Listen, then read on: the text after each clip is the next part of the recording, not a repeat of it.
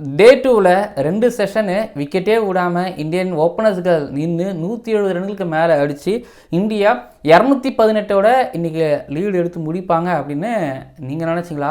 நான் நினச்சேன்னா யாரும் நினைக்கவும் இல்லை. ஆனால் ப்ரிவியூவில் நம்ம ஒரு விஷயம் சொல்லியிருந்தோம், இந்த விஷயம் நடந்தால் இந்தியா ஓரளவு ஒரு வாய்ப்பு இருக்குது அப்படின்னு தான் சொல்லியிருந்தோம். ஆனால் இப்போ இந்தியாவோட கை ஓங்கி இருக்குது. பெர்த் டெஸ்ட் மேட்ச்சில் இந்தியா ஜெயிக்கிறதுக்கு வாய்ப்பு இருக்கிறதோ அப்படிங்கிறத பற்றியும் டிஸ்கஸ் பண்ண போகிறோம். முக்கியமாக பிச்சு எப்படி இருக்க போகுது, 3வது நாள் 4வது நாள் 5வது நாளில் 5 நாள் வரைக்கும் போகுமா, சரி ஓகே, அடுத்த 2 நாளுக்கு பிச்சு எப்படி இருக்க போகுது, இந்தியா எவ்வளோ ஸ்கோர் பண்ணணும், இந்தியன் டீமோட பவுலர்ஸ்களை என்ன பண்ணணும், 3வது நாள் பற்றி நிறையாவும் பேசவும் போகிறோம். 2வது நாள் பற்றி கேஎல் ராகுல் பற்றி, ஜெய்ஸ்வாலை பற்றி. ஆஸ்திரேலியா மேட்சை ஒரு சில இடங்களில் கை விட்டாங்க, இந்தியா ஒரு சில இடங்களில் கை விட்டாங்க 2வது நாளில். ஆனால் அங்கே ஆஸ்திரேலியா என்ன பண்ணிருக்கணும் டிஸ்கஸ் பண்ண போகிறோம். நீங்கள் மறக்காமல் கீழே வந்து இப்போ கமெண்ட் பண்ணுங்கள் யார் இந்த மேட்சை ஜெயிப்பாங்க. அண்ட் இன்றைய தினத்தோட குட் மூமெண்ட் என்ன, பேட் மூமெண்ட் என்ன, அக்லி மூமெண்ட் என்ன அப்படின்னு நான் சொல்ல போகிறேன். நேற்றுக்கு கேட்டதுக்கு நிறைய பேரோட ரெஸ்பான்ஸ் வந்திருந்தது, நல்லாவும் இருந்திருந்தது. அப்படியே இன்றைக்கும் அப்படியே அதை கண்டினியூ பண்ணுவோமா, பேசுவோமா? லேடிஸ் அண்ட் ஜென்டில்மேன், இந்த ஐசிசி வேர்ல்ட் டெஸ்ட் சாம்பியன்ஷிப் 2025 இந்திய tour of Australia 2024 2025 Border Gavaskar trophy 2024 2025 good bad அக்லியில் பெர்த்தில் நடந்துக்கிட்டு இருக்கக்கூடிய Australia versus India first test மேட்சில் டே 2ஓட analysis and review and day 3ஓட ப்ரீ அனாலிசிஸ் பார்க்க வந்திருக்கிறீங்க. ஒரு சூப்பர்வான ஒரு test day for Indian team side அப்படின்னு சொல்லுவேன். இன்றைய தினம் ஒரு டெஸ்ட் கிரிக்கெட்டோட ஒரு நல்ல நாள்னு சொல்லலாம். ஆனால் அது ஆஸ்திரேலியன் ஃபேன்ஸ் ஆக்சுவலி அக்செப்ட் பண்ணிக்க மாட்டாங்க.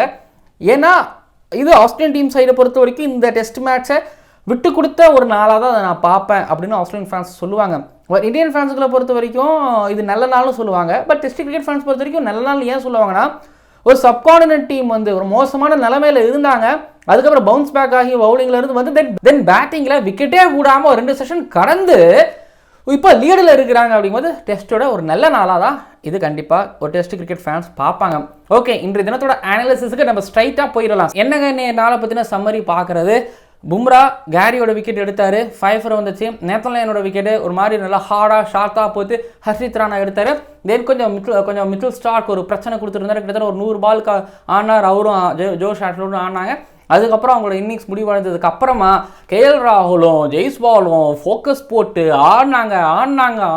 பேட் கமின்ஸ் ஸ்டார்க்கும் ஹேஷ்லோடையும் மாற்றினார். பேட் கமின்ஸ் வந்தார், நேத்தன் லைன் வந்தார், மர்ன செலிப்ரேஷன் வந்தார். கிட்டத்தட்ட அவங்களோட எல்லா பவுலிங் ஆப்ஷன்ஸும் அவர் பயன்படுத்தினார். எந்த விதமான ரிசல்ட்ஸும் இல்லை. பட் ஜெய்ஸ்வாலுக்கு கையில் ஒரு மாதிரி கிராம்ப் அங்கேயும் வந்து பார்த்தீங்க அப்படின்னா கடைசியாக மர்ன செலிப்ரேஷன் வந்து 135 போட்டோம், எதுவும் நடக்கலை. இன்றைய தினத்தை பொறுத்த வரைக்கும் இந்தியன் டீமோட ஒரு டேவாக தான் முடிஞ்சிருக்குது. அனாலிசிஸ்குள்ளே போவோமா? சம்மரி பார்த்துட்டிங்களா?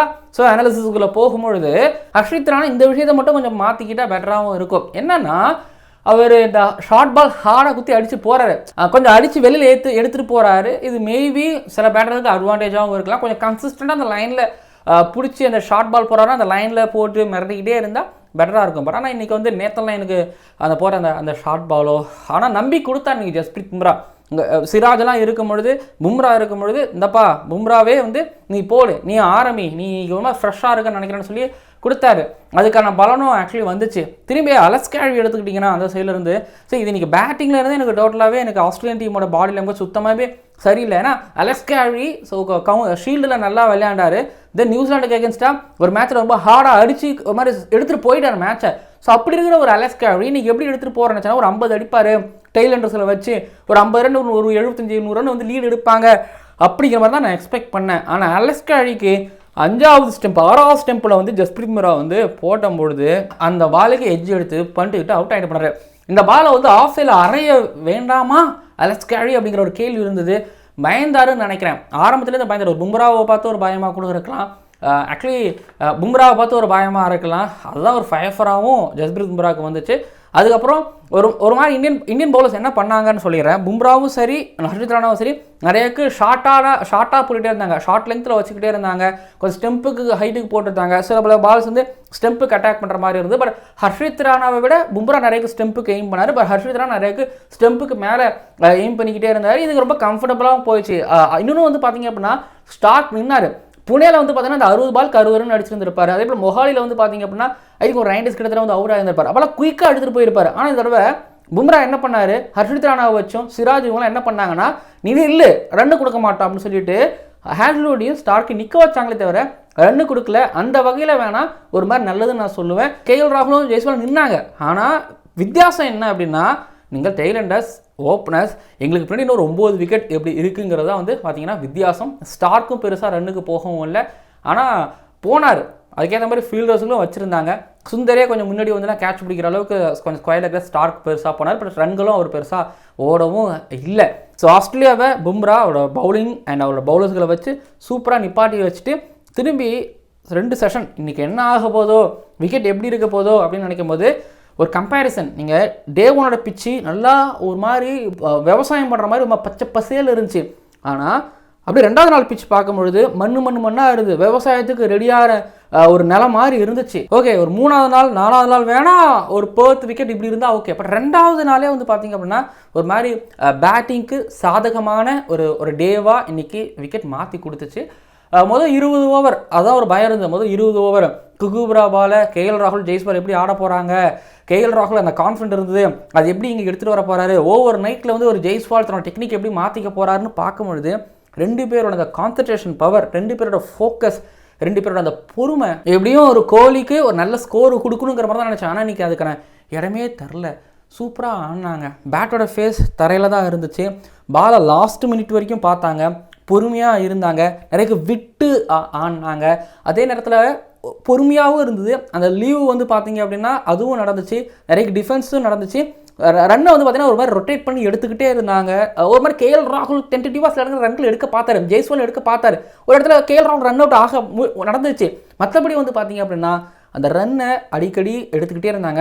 பட் ஒரு செகண்ட் செஷனில் வந்து பார்த்தீங்க அப்படின்னா கொஞ்சம் ரன்கள் அப்படிங்கிறது கொஞ்சம் ஒரு செகண்ட் செஷன் எஸ் அஃப்கோர்ஸ் அந்த இடங்களில் கொஞ்சம் ரன்கள் வந்து கொஞ்சம் ஒரு மாதிரி நின்றுச்சு.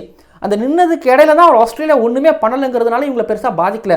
இதுக்கு இடையில ரன் அப்படியே பொறுமையாக எடுத்துக்கிட்டு இருக்கும்போதே வந்து பார்த்தீங்கன்னா கேஎல் ராகுல் ஒரு மாதிரி ஸ்ட்ரைட்டில் ஒரு பஞ்ச் ஒன்று வச்சார், ஒரு ஸ்கொயர் கட் ஒரு 2-3 தடவை போனார், எல்லாமே பண்ணார். ஆனால் அதெல்லாம் 4 போகாததால் அது ரொம்ப பெருசாக ஹைலைட்டடாக தெரியலையே தவிர மற்றபடி வந்து பார்த்திங்க அப்படின்னா கேஎல் ராகுல் ஒரு மாதிரி ஜெய்ஸ்வால்கிட்ட பேசி just outside off stump பாலை 2 பேரும் தொடவும் இல்லை, நீட்டாக ஆடிக்கிட்டே இருந்தாங்க. செல்ஃப் அவேர்னஸ் இருந்துச்சு. பட் இடையில ஜெய்ஸ்வால் மட்டும் ஒரு மாதிரி அட்டாக்கிங் ஷாட்ஸ் போனார், கேஎல் ராகுல் அட்டாக்கிங் ஷாட்ஸ் போனார். சரியாக படவே மாட்டேங்குது.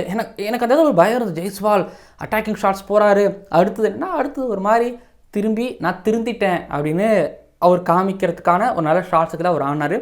இதில் அட்டாக்கிங் ஷாட்ஸ் இருந்துச்சு. ஒரு என்ன சொல்லிருக்கேன், நேற்று லைன் ஒரு 100 மீட்டர் 6 ஜெய்ஸ்வால் அடித்தது ஒன்று, ஸ்டார்க்கை வந்து ஃபைன் லெக்கில் ஒரு 4 ஒன்று, ஒரு 6 ஒன்று ஃபீலர் இருக்கும்போது அடித்தது ஒன்று, இதெல்லாமே கணக்கில் இருக்குது தான். ஜெய்ஸ்வால் நிறைய ஆஃப் சைடில் நிறைய அடிக்க ட்ரை பண்ணார், நேற்று லைன் அடிக்க ட்ரை பண்ணார், அதுவும் கணக்கில் இருக்குது. எதுவும் கணக்கில் இல்லாமல் இல்லை. அட்டாக்கிங் ஷாட்ஸ் ஒரு கட்டத்தில் அப்படியே நிறுத்தினாங்க, அதுக்கப்புறம் அட்டாக்கிங் ஷாட்ஸ் போனாங்க. ஸோ அதனால தான் வந்து பார்த்திங்க அப்படின்னா ஜெய்ஸ்வால் வந்து ஒரு 100 நோக்கி அப்படியே பக்கத்தில் ஒரு 10 ரன் பக்கத்தில் இப்போ இருக்கிறாருன்னா அந்த ஆக்சலரேஷன் தான். ஜெய்ஸ்வால் வந்து ஆரம்பிக்கும் போது ஸ்லோவாக எடுத்துகிட்டு போகும்போது ஸ்லோ அப்படி ஒரு மாதிரி லைட்டாக கொஞ்சம் மாதிரி ஆடிட்டு இருக்கும்போது திரும்பி மொத்தமாக அந்த 50 வரும்போது அப்படியே ஸ்லோவாகிடுது. அதுக்கப்புறம் கொஞ்சம் ஸ்லோவாகி திரும்ப கொஞ்சம் ஆக்சலரேட்டர் அழுத்தி திரும்பி இப்போ ஸ்லோவாக இருக்கிற அந்த கிராம்பின் காரணமாக. ஆனால் வந்து பார்த்திங்க அப்படின்னா ஃபுல் ஸ்ட்ரெச்சில் அந்த பொறுமையை ஜெய்ஸ்வால் கடைப்பிடிச்சார். டெக்னிக்கலாக வந்து பார்த்திங்க அப்படின்னா அந்த ஓவர் நைட்டில் நிறைய மாற்றங்கள், அந்த பாலை விடுறதுலேருந்து அண்ட் அவர் அந்த அவர் ஆஃப் ஸ்டம்பை பாதுகாக்கிறதுலேருந்து நேற்று ரவுண்ட் த விக்கெட்டில் போட்டாலும் அந்த பாலை லீவ் பண்ணுறதுலேருந்து பார்த்தீங்கன்னா ஜெய்ஸ்வால் ஒரு சூப்பர் ஸ்டார் அப்படின்னு சொல்லலாம்ப்பா, ஒரு ஜென்ரேஷனல் ட்ராவல்னு சொல்லலாம்ப்பா, எல்லாமே சொல்லலாம்ப்பாங்கிற மாதிரி ஒரு இன்னிங்ஸ். ஸோ இப்போதைக்கு பொறுமையாக ஒழுக்கமாக ஆடிட்டு இருக்கக்கூடிய ஒரு ஜெய்ஸ்வாலை பற்றி இப்படி பார்க்கும்போது கேஎல் ராகுலோட கான்ஃபிடென்ட்டை பற்றி எல்லாருமே கேள்வி எழுப்பிக்கிட்டு இருந்தாங்க. இங்கே பாருங்கள், ப்ராக்டிஸ் மேட்ச் நடந்துக்கிட்டு இருக்கும்பொழுது அப்படி வெளியில் வந்த பாலை வந்து பேட்டில் அடித்து போல்ட் ஆச்சு. அப்போது எல்லாரும் கேஎல் ராகுலுக்கு கான்ஃபிடென்ட்டே இல்லை, போயிடுச்சு அப்படின்னு எல்லாரும் சொல்லும் பொழுது நான் சொல்லியிருந்தேன், இங்கே பாருங்கள் கேஎல் ராகுலுக்கு வந்து இது பேட் லக்கு, அவரோட கான்ஃபிடென்ட் பிரச்சனை கிடையாது அப்படிங்கிற மாதிரி நான் சொல்லியிருந்தேன். ஏன் திரும்ப ஏன் பேட் லக்னே சொல்லிட்டு இருக்கீங்க? இந்த பாருங்க, பேட் லக் அப்படிங்கிறது இப்போ வரும், அப்போ வரும், எப்போ வேணாலும் வரும். பேட் லக்குங்கிறது ரொம்ப தொடர்ந்துக்கிட்டே இருக்கும். பட் இந்த தடவை அது பேட் லக் எக்ஸ்கியூஸ் இல்லை, இது ஆக்சுவல் ரீசன். இது வந்து பார்த்தீங்கன்னா பேட் லக், இது கான்ஃபிடன்ட் பிரச்சனை இல்லைன்னு சொல்லியிருந்தேன். பட் ஃபர்ஸ்ட் இன்னிங்ஸில் இந்த கான்ஃபிடன்ட் நீங்கள் பார்த்துருப்பீங்க. அன்ஃபார்ச்சுனேட்லி அம்பையரோட தவறுதலான ஒரு டெசிஷனால கேஎல் ராகுல் கான்ஃபிடண்ட்டாக இருந்தவர் வெளியில் போனார். பட் இன்னைக்கு அதே கான்ஃபிடண்ட்டாக அவரும் விளையாண்டாரு, ஜெய்ஸ்வாலையும் விளையாட வச்சாரு. முக்கியமாக சொல்கிறாங்க, இன்றைக்கி முன்ன சொல்ல ஒரு ஸ்ட்ரைட் ஒரு பஞ்ச் ஒன்று அடித்தார், ஆஃப் சைடில் 2-3 டிரைவ் ஒன்று அடித்தார் பாருங்க, ஐயோ கண்ணில் ஊற்றிக்கிற மாதிரி இருந்தது.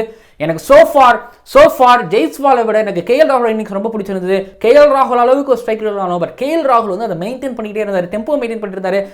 இப்படிப்பட்ட ஒரு கேஎல் ராகுல் தான் நான் எதிர்பார்த்தேன். இப்படிப்பட்ட ஒரு கேஎல் ராகுல் தான் எல்லாரும் தேடிட்டு இருந்தாங்க, நானும் தேடிட்டு இருந்தேன். நான் நியூசிலாந்து டெஸ்ட் மேட்ச் அப்பயும் சொல்லியிருப்பேன், சர்ஃப்ராஸ் ஆடி இருக்கலாம், அடிச்சிருக்கலாம், பட் என்னை பொறுத்த வரைக்கும் ஐ வாண்ட் கேஎல் ராகுல் மாதிரியான பிளேயர் தான் எனக்கு தேவை. கேஎல் ராகுலை நீங்கள் இப்போ பார்த்துக்கலாம், 2016 17 18 ஒரு மாதிரி டேஞ்சரஸான ஒரு மாதிரி அன்பிளேயபிளான ஒரு கண்டிஷன்ஸில் ஒரு மாதிரி வேறு மாதிரி ஆகிருப்பார். ஸோ இங்கே பாருங்கள், நீங்கள் என்ன வேணால் சொல்லுங்கள், மீடியா சொல்லுங்கள், அனலிஸ்ட் சொல்லுங்கள், ரிவ்யூவை சொல்லுங்கள், பட் காதை மூடிட்டு இப்போ கேஎல் ராகுல் அவர் பாட்டுக்கு ஆடி இருக்கிறாரு அப்படின்னா இது அப்படிப்பட்ட ஒரு இன்னிங்ஸு. நிறைய நேரம் பார்த்தீங்கன்னா அவரோட ஃபுட் ஒர்க், 2 பேருடையும் இந்த ஃபுட் ஒர்க் பற்றி நிறைய பேசியிருந்தோம். அந்த ஃபுட் ஒர்க் ஒன்று சாஃப்ட் ஹேண்டில், பேட்டோட ஃபேஸ் தரையில் இருக்குது, அதனால் வந்து பார்த்தீங்க அப்படின்னா பால் எட்ஜ் ஆகும்போது சாஃப்ட் ஹேண்டில் ஆடும்பொழுது ஸ்லிப்புக்கு பால் கேரி ஆகலை, போகவே இல்லை, முன்னாடி மட்டும் குத்திக்கிட்டு இருந்தது. சில பால் ஒரு க்ளவுவில் அடித்து தையில் அடித்து பால் கீழே விழுந்து. அந்த அளவுக்கு கேஎல் ராகுலோட இன்னிங்ஸ் மேன்னஸாக இருந்தது. டெஸ்ட் கிரிக்கெட் உங்களுக்கு பிடிக்குமா? 1960 70 டெஸ்ட் மேட்ச் பார்த்தீங்களா? கேஎல் ராகுலோட இன்னிங்ஸ் உங்களுக்கு ரொம்ப பிடிக்கும். நீங்கள் ஸ்லோவாக இருந்தது சொல்லுங்கள், இப்படியானாங்க சப்கார்டினல் பிளேயர் ஒருத்தவர், கான்ஃபிடன்ட் கம்மியாக இருக்கிற ஒருத்தவர், அவருக்காக நம்ம ஒரு டீமுக்காக இப்படிலாம் வேறு மாதிரி கேஎல் ராகுல் ஆடி இருக்கிறாரு. எனக்கு கேஎல் ராகுலுக்கு நிறையவுக்கு நான் இந்த மாதிரி நிறைய பேசியிருப்பேன், பட் நான் சொல்லுவேன் கேஎல் ராகுல் மாதிரியான பிளேயரை பேக் பண்ணுறது இதனால தான். இப்படி பேக் பண்ணால் எல்லா பிளேயரும் அப்படின்னு நீங்கள் சொல்லுவீங்க, பட் என்னை பொறுத்த வரைக்கும் கேஎல் ராகுல் இப்படி ஒரு கேஎல் ராகுல் பேக் பண்ணுறதுனால இப்படிப்பட்ட ஒரு நல்ல இன்னிங்ஸ் ஒன்று வருது. பட் இது இந்தியாவை பொறுத்தவரை இந்தியா எங்கேயுமே சான்ஸ் கொடுக்கவே இல்லை. பட் நான் சொன்ன அந்த 2வது செஷன் ஒரு மாதிரி ஸ்லோவாக போயிட்டு இருந்தாங்க. பட் இங்கே ஆஸ்திரேலியா இங்கே தான் தப்பு பண்ணாங்க. என்ன தப்பு பண்ணிட்டாங்கன்னு அப்படின்னு பார்த்தீங்க அப்படின்னா, ஸ்பெல்லை மேபி கொஞ்சம் உடனே கட் பண்ணியிருக்கக்கூடாது, கொஞ்சம் எக்ஸ்டெண்ட் பண்ணியிருக்கலாம். ஸ்டார்க்குக்கும் ஹேஷ்வுட்டுக்கும் ஒருவேளை டயர்ட் ஆகிட்டாங்களா, ரொம்ப நேரம் பேட் பண்ணி ஒருவேளை 100 பால் பேட் பண்ணி டயர்ட் ஆகிட்டாங்க ஸ்டார்க் அப்படிங்கிறது ஒரு கேள்வியாக இருக்குது. அதுக்கு எல்லாத்துக்கும் கேள்விக்கு பதில் அவங்க ட்ரெஸ்ஸிங் ரூமில் தான் இருக்குதுங்கிறது ஒன்று நான் சொல்லிக்கிறேன். ஒன்று எந்த விதமான ஒரு க்ரியேட்டிவான ஒரு ஃபீல் செட் பண்ணலை. கடைசியாக தான் ஒரு ஃபார்வர்ட் ஷாட்லுக்கு நேற்று லைன் போடும்போது சில்லி பாயிண்ட் இதுதான் இருந்துச்சே தவிர ஒரு என்ன சொல்கிறது, ஒரு கிரியேட்டிவான பேட் கமெண்ட்ஸ் ஒரு ராவல் பிண்டியில் போனார். ஒன்றுமே இல்லை, அது ராவல் பிண்டியில் வந்து பார்த்தீங்கன்னா ஃபீல்டர்ஸை கண்படி கொச்சா நிறுத்துவார்ல, ஆனால் அது எதுவுமே பண்ணாத ஒரு பேட் கமெண்ட்ஸ் கேப்டன்ஸே நான் பார்த்தேன். எனக்கு இது வித்தியாசம் பெருசாக தெரியவும் இல்லை.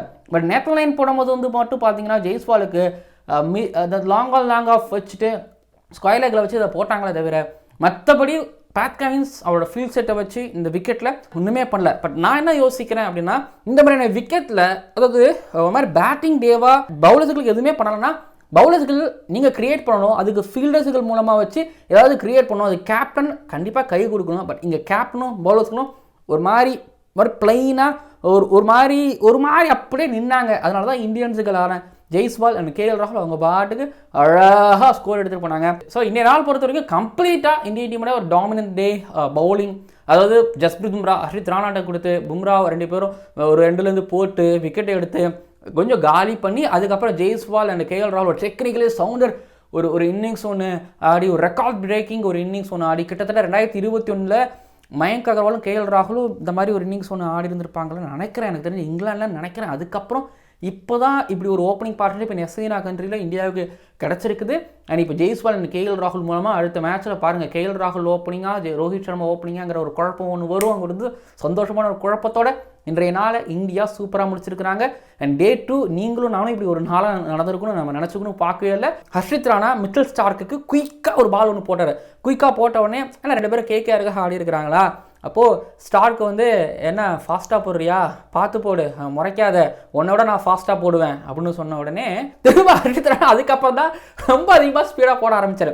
ரொம்ப அதிகமாக ஸ்பீடாக போட ஆரம்பித்ததுக்கப்புறம் வழக்கமாக ஒரு பவுன்ஸ் ஹார்டாக அடிச்சு குத்து ஏற்றி போட்டுருந்தார்ல, பவுன்ஸ் போட்டார், கொஞ்சம் குனிச்சிட்டாரு ஸ்டார்க்கு, ஹெல்மெட்டில் அடித்த உடனே மிச்சல் ஸ்டார்க்கு கேட்டார், ஓகேவா பிரச்சனை இல்லையா, சரியாயிடுச்சா அப்படின்னு சொல்லி கேட்க அப்படியே 2 பேரும் பேசி சிரிச்சிக்க.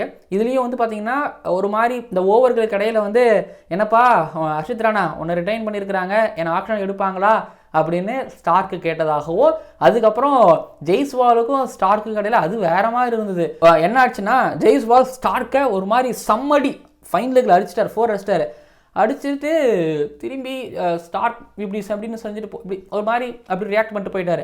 இதில் ஜெய்ஸ்வால் என்ன சொல்லியிருக்கிறாருன்னா, பால்லாம் ஒன்றும் ஸ்பீடில் ஸ்லோவாக தான் போடுறேன் அப்படின்னு சொன்னோன்னே திரும்பி ஸ்டார்ட் குயிக்காக ஏற்றினார்.